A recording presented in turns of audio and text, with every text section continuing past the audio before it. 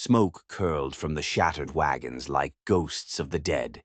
He knelt in the dirt, this Apache warrior, a man whose strength could break a horse's back. But in his hands a bundle of blood-stained papers felt heavier than any stone. They'd spilled from a leather satchel, mocking him. Maps with lines he couldn't follow, letters with scratches that held secrets he couldn't touch. His brothers were celebrating, their laughter echoing as they held up captured rifles and shiny coins. A victory. But for him, it was just the same old gnawing shame, the one he'd carried since he was a boy. He was a warrior feared across the plains, yet he couldn't read a single word. He was a prisoner to a secret no one knew. And that's when he heard it. A voice so soft he almost missed it in the noise. I can read them. He looked up, his eyes hard, expecting a challenge. But he saw a woman, kneeling by the wreckage, her hands tied, her dress torn. But her eyes, they weren't broken. She was young, pale with fear, but there was a fire in her. She said it again, her voice clearer this time, cutting through the smoke. If you want to know what they say, I will tell you. His brothers jeered. A captive with a clever tongue was a dangerous thing. But he silenced them with a single look. He didn't know why, but something pulled him toward her. It wasn't just about the words anymore. He pushed one of the papers toward her with the tip of his knife. His voice was low, a rumble of command. Read. She took a shaky breath, her fingers brushing the paper like it was something sacred. And in that moment he realized he wasn't hungry for the letters. He was hungry for the sound of her voice. She started to read. Supply wagons, towns, trails, things a warrior should care about. But he wasn't listening to the words. He was watching her lips, watching the courage in every syllable she spoke, even with her life hanging by a thread. When her voice caught in her throat, he leaned in closer. His shadow fell over her, blocking out the world. More, he growled. She obeyed, a blush rising on her cheeks. Behind him he could hear the men muttering. A prisoner was a spoil, not a scholar. But he ignored them. He was caught in the strange power of this woman's words. And as she read on, he felt a different kind of fire building inside him. Not the fire of battle, something far more dangerous. By the time the sun bled out across the horizon, he knew two things for sure. He couldn't read, and the woman before him was about to teach him a lesson that had nothing to do with letters. That night the camp was quiet. The fires crackled, casting long, dancing shadows. He took the bundle of papers and walked to where she sat, guarded. Her wrists were free now, but she was still a prisoner. He dropped the satchel next to her. The thud made her jump. Read, he said again. His voice was softer this time, but it was still a command. Her hands trembled, but she spread a page across her lap. The firelight made the black ink glow. It was a letter, written to a colonel's wife. Words of love, of longing, tangled up with the grim business of war. As she spoke, her voice seemed to smooth out the rough edges of the night. Even the other warriors, the ones who had scorned her, fell silent, listening. He leaned closer, so close she could feel the heat from his skin. His sharp face was outlined in orange light. He pointed a calloused finger at one of the strange marks on the page. He asked her what it meant. What did that word mean? She explained it, patiently. Her voice was steady, even though his nearness made her skin burn. He listened like his life depended on it, his dark eyes never leaving her face. And for the first time since the attack, she didn't feel like a captive. She felt like a teacher. It was a small thing, but it felt like getting a piece of herself back. She came to a sentence thick with sorrow, and her voice wavered. She looked up and met his gaze. He wasn't looking at her with suspicion. It was something else, a strange mix of hunger and reverence that made her stomach flutter. She swallowed hard and forced herself to finish. When the last word left her lips, he gave a single slow nod. like he was sealing the lesson, not just in his mind, but in the strange connection growing between them. He handed her another page. This one was a map. "Tell me what it says." She hesitated for a second, then began to explain. Every curve was a river, every shaded mark a mountain. The land itself seemed to rise from the page as she spoke. He realized then that her knowledge was a weapon, a power greater than any rifle. He reached out and gently took her wrist. He turned it over, his thumb resting on the frantic pulse beating just beneath her skin. His voice was a low whisper, a vow that sent a shiver down her spine. "You will teach me more." It wasn't a threat. It was a promise that both thrilled and terrified her. In the shadows, the other warriors started whispering again. They were uneasy. Their brother was getting too close to the white woman. But he didn't move away, and neither did she. In the crackling firelight, they both knew something had started, something that war and law and hatred couldn't easily stop. By the next evening, she was sitting by the fire again, but the trembling was gone. She was still a captive, but the warrior's presence beside her had become a strange kind of shield. He placed a clean scrap of parchment in her lap. Then he pressed a piece of charcoal into her hand. She knew what he wanted before he even spoke. "Write my name," he said, his voice a low rumble. She looked into his eyes. The firelight danced in their dark depths, making them look like pools of liquid flame. She slowly, carefully, formed the letters. H-A-W-K. He leaned in, so close she could smell the smoke in his hair and the worn leather of his vest. He traced the shapes she'd made with a rough fingertip, his jaw tight with concentration. She whispered the sound of each letter. He repeated them, his deep voice stumbling over the unfamiliar sounds. When he got one wrong, a small smile touched her lips. She reached out, her hand brushing against his as she corrected the stroke. It was a fleeting touch, but it sent a jolt through both of them. His gaze locked on her smile.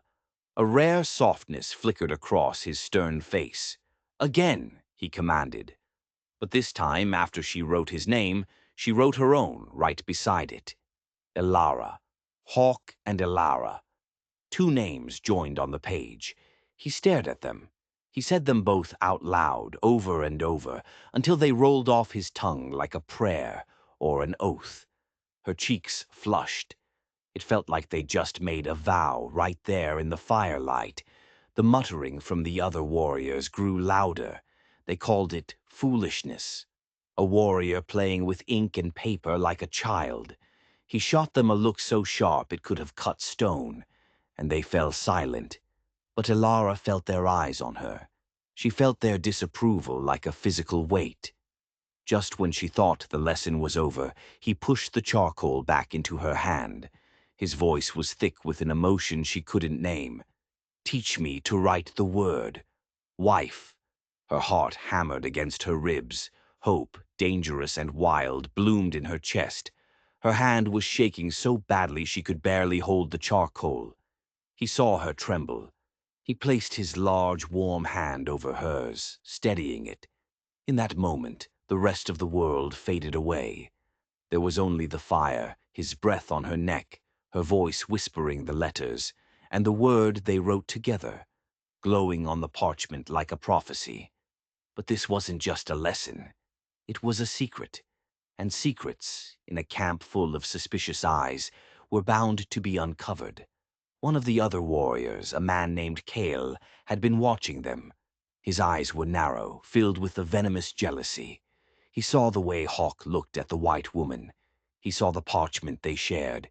He saw it not as a lesson, but as a betrayal. As Hawk and Elara finished their word, Kale stepped out of the shadows. "Our brother learns the white man's tongue," he sneered, his voice dripping with contempt. "Does he plan to write them a letter of surrender?" Hawk rose to his feet slowly, his hand instinctively going to the knife at his belt. The fragile peace of the night was shattered. Kyle had just drawn a line in the sand, and everyone around the fire knew Hawk had to choose which side he was on. Hawk didn't draw his knife. He didn't need to.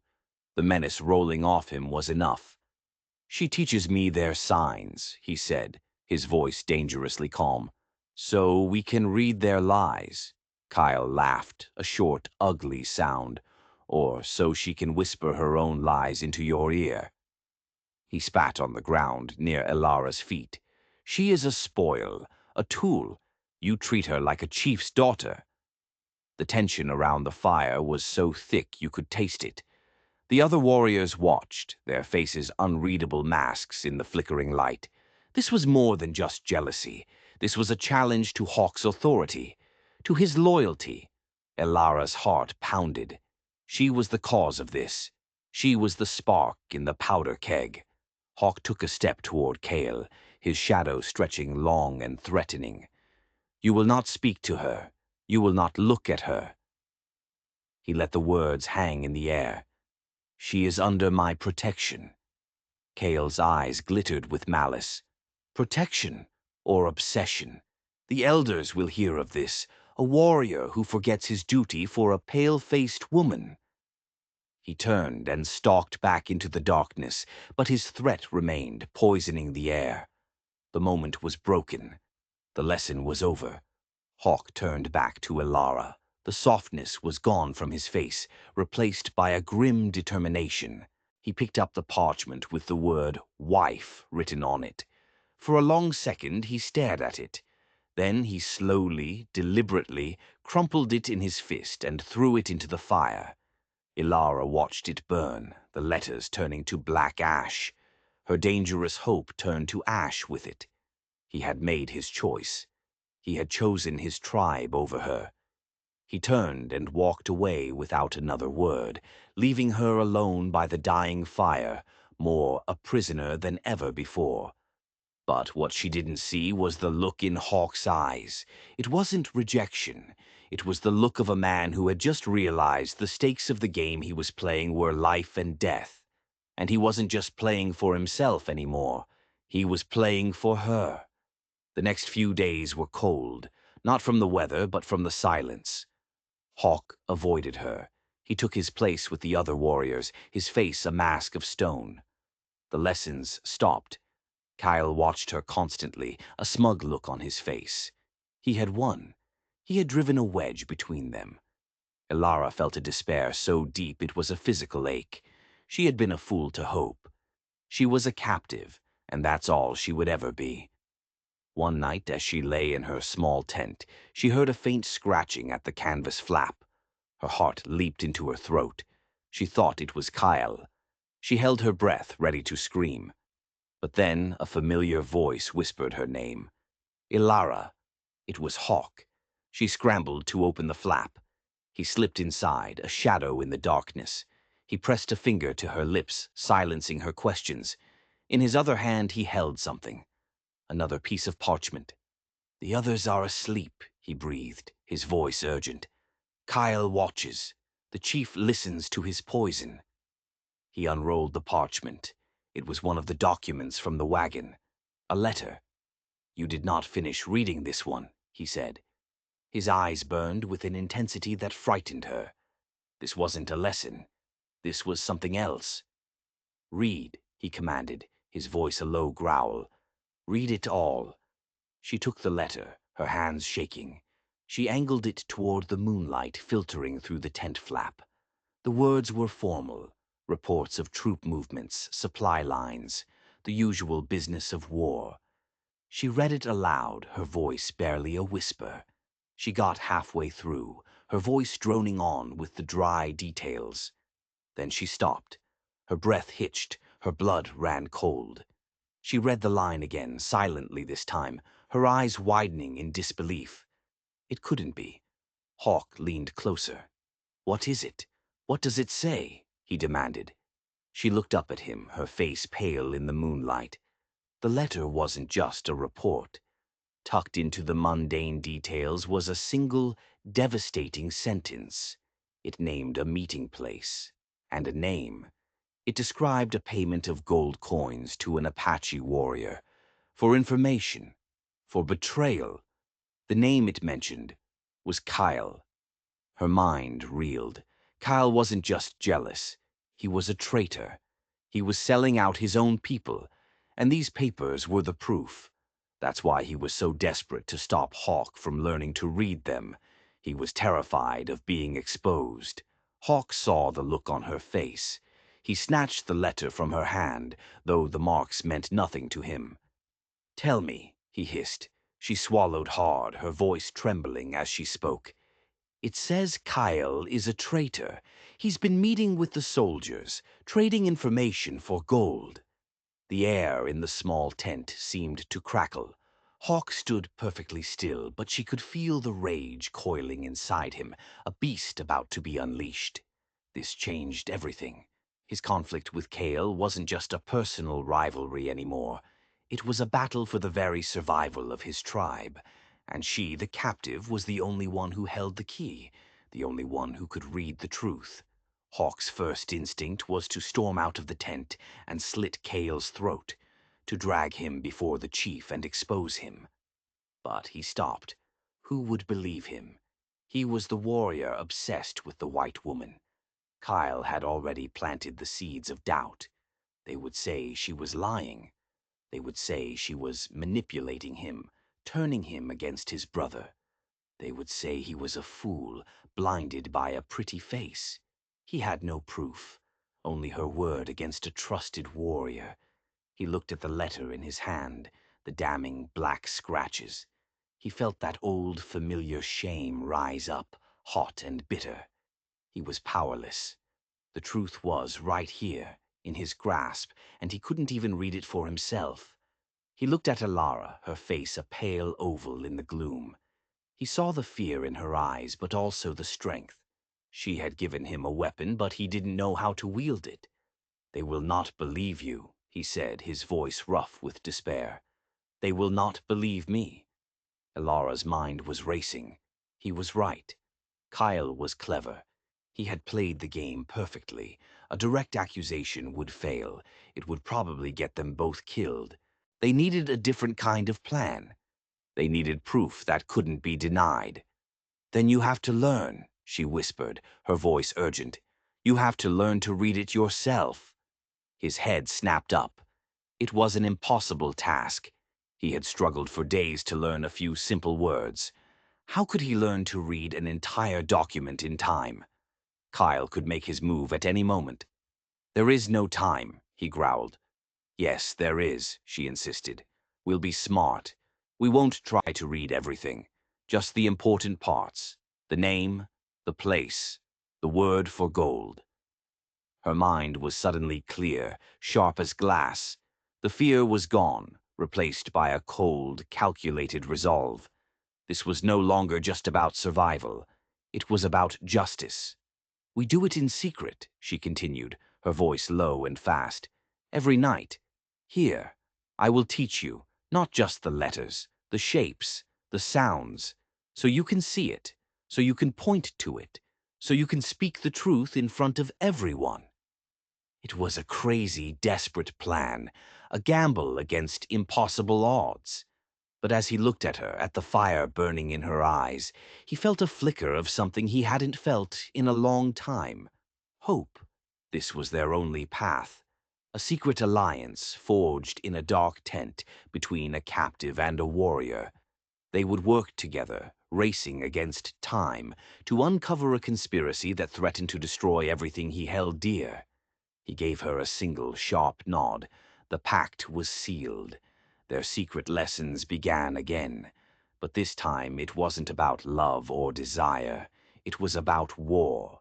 A secret war fought with charcoal and parchment against the traitor who walked freely among them. The nights that followed were a blur of hushed whispers and frantic work. Every night Hawk would slip into her tent after the camp was asleep. Every night she would guide his finger across the page, breaking down the traitor's words. It was slow, agonizing work. The shapes twisted and fought him. The sounds felt foreign in his mouth. He would grow frustrated, his big hands clenching into fists, the shame of his boyhood mocking him from the shadows. But Ilara was endlessly patient. "Look again," she would whisper, her voice a calming balm on his frustration. "Don't see the whole word. See the parts. This shape is a snake. This one is a spear." She gave the letters new names, names he could understand, and slowly, painfully, the wall of black scratches began to crumble. He learned to recognize the shape of Kyle's name. He learned the symbol for gold. He learned the name of the meeting place, a creek a day's ride from the camp. With every small victory, a fierce pride grew in him, pushing back the shame. And something else grew, too, a deep, profound respect for the woman sitting beside him. He saw not just her courage, but her intelligence, the way her mind worked, sharp and quick. He found himself watching her, the way the moonlight caught in her hair, the focused intensity in her eyes. The line between teacher and student, between warrior and captive, was blurring into something new, something powerful. One night, as he successfully traced Cale's name for the 10th time without her help, a triumphant grin split his face. It was the first time she had ever seen him truly smile. The sight of it made her heart ache, but the danger was always there, a constant presence just outside the canvas walls.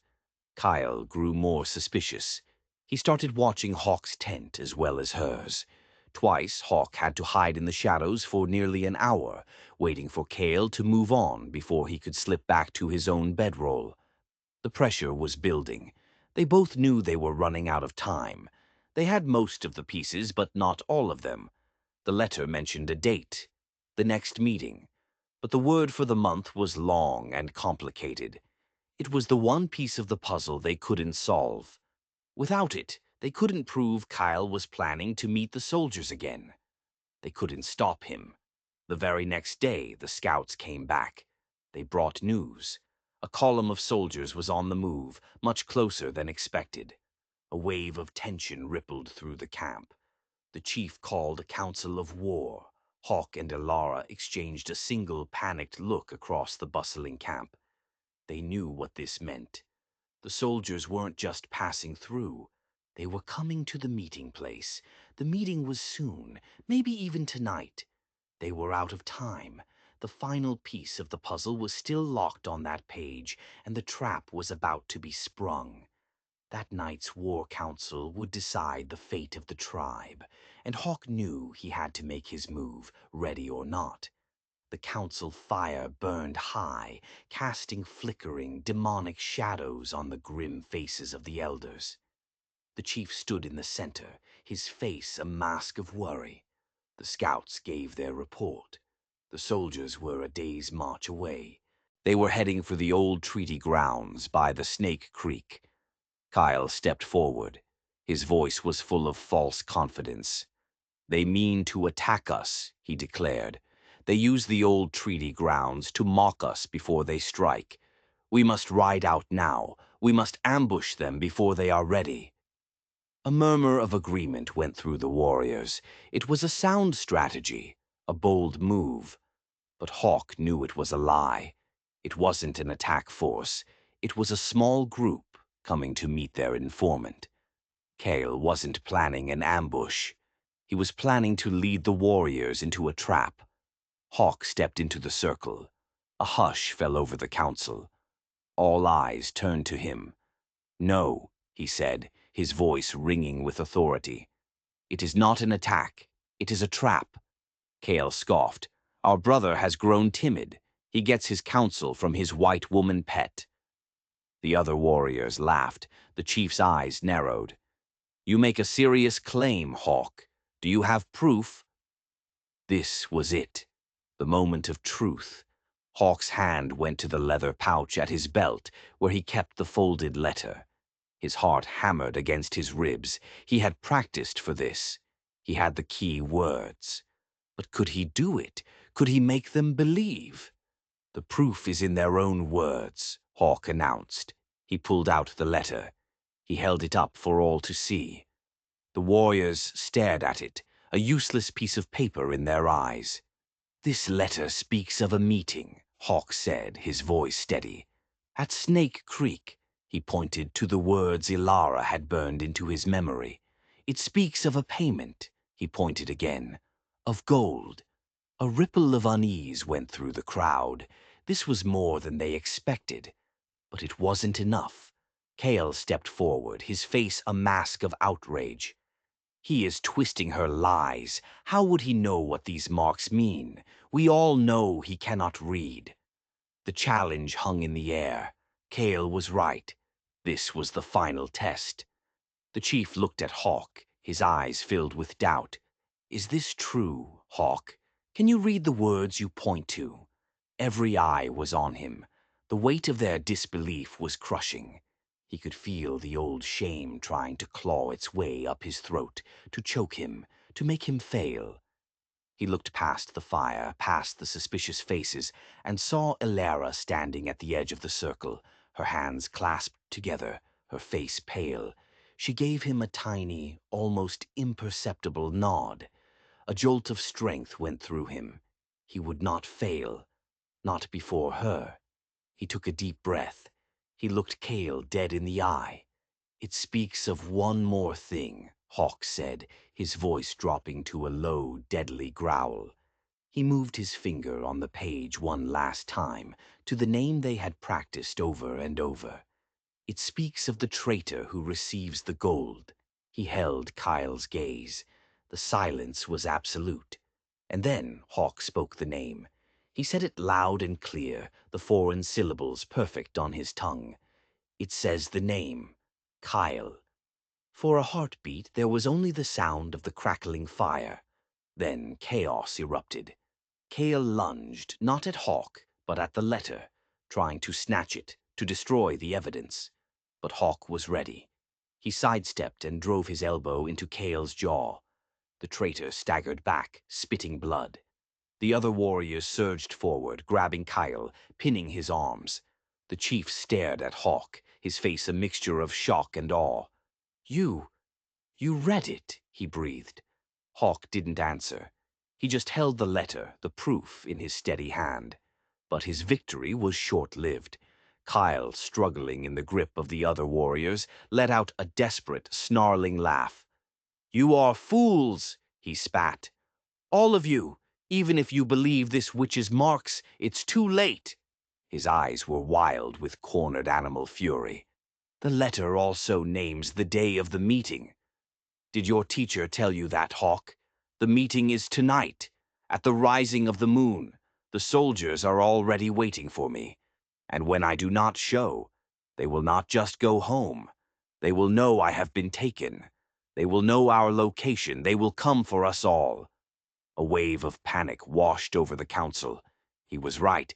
In exposing the traitor, they had sprung the trap on themselves. They had an hour, maybe two, before the moon rose high enough to signal the failed meeting. An hour until the soldiers knew exactly where they were and came in force. They were trapped. Their victory had just turned into a death sentence. Ilara pushed her way through the stunned warriors to Hawk's side. Her mind was working frantically. "The letter," she said, her voice low and urgent.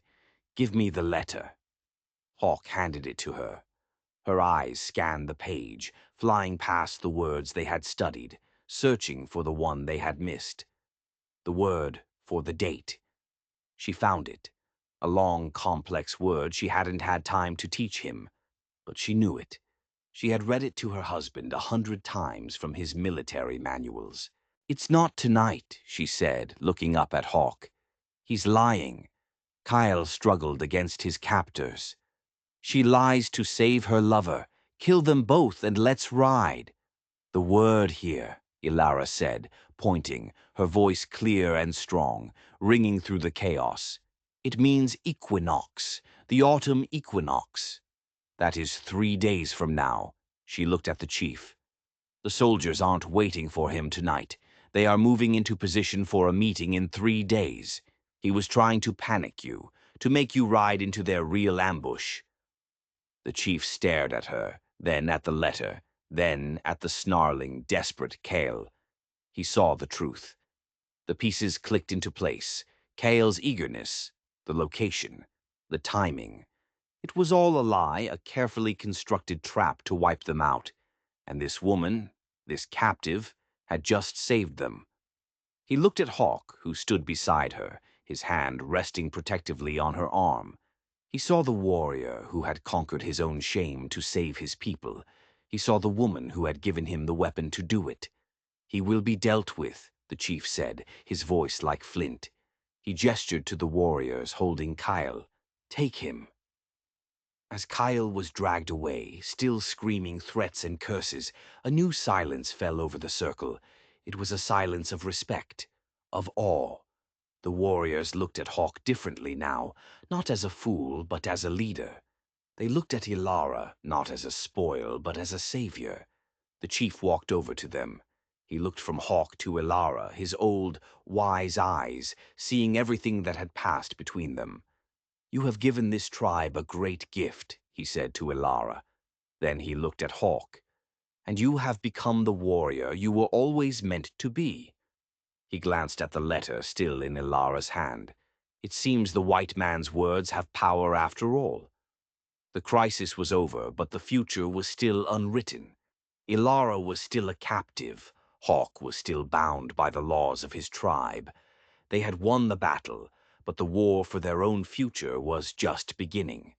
In the quiet aftermath, as the camp settled into an exhausted but relieved slumber, Hawk led Ilara away from the fire toward the river. The moon was high now, casting a silver path on the water. They stood in silence for a long time, the weight of everything that had happened hanging between them. He had saved his people. She had saved him. But the chasm between their two worlds still seemed impossibly wide. "They see you now," she said softly, breaking the silence. "They see who you are." He turned to her, his face serious in the moonlight. "It is you they should see. You saved us." "We saved each other," she whispered. He reached out and took the letter from her hand. He stared at it for a moment, this thing that had caused so much pain and had ultimately brought them their salvation. Then he looked at her. "There is one more word," he said, his voice low and thick with emotion. "One I did not need you to teach me. One I learned in my heart." He reached out, his hand gently cupping her jaw, his thumb stroking her cheek. The touch was electric, a fire that had been smoldering for weeks, finally allowed to burn. He leaned in close, so close their breath mingled in the cool night air.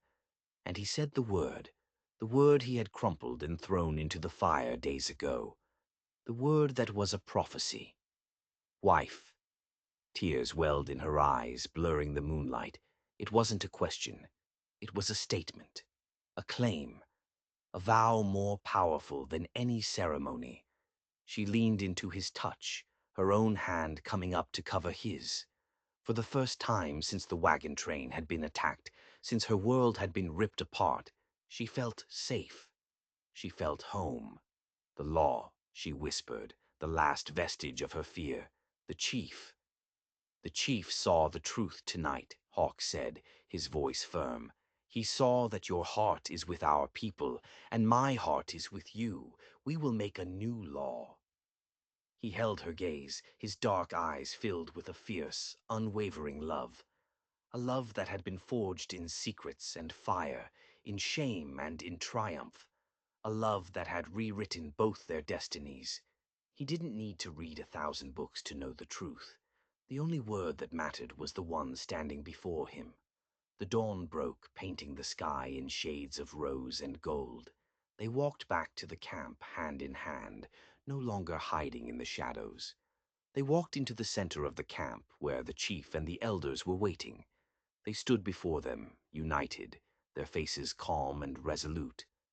Hawk did not need to speak. The chief looked at them, a long, assessing gaze. He saw the warrior who had become a leader and the woman who had been his guide.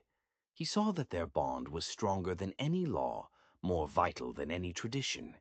He gave a slow, solemn nod. "A man who saves his people has earned the right to choose his own path," the chief declared, his voice carrying to every corner of the silent, watching camp.